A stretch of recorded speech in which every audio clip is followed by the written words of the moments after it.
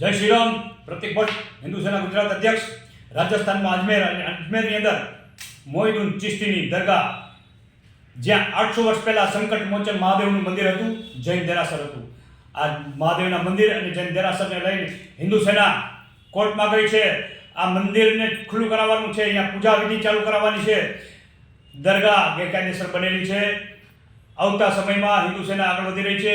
એટલું જ નહીં, રાષ્ટ્રીય અધ્યક્ષને સર તનસે જુદાની વારંવાર ધમકી મળી રહી છે.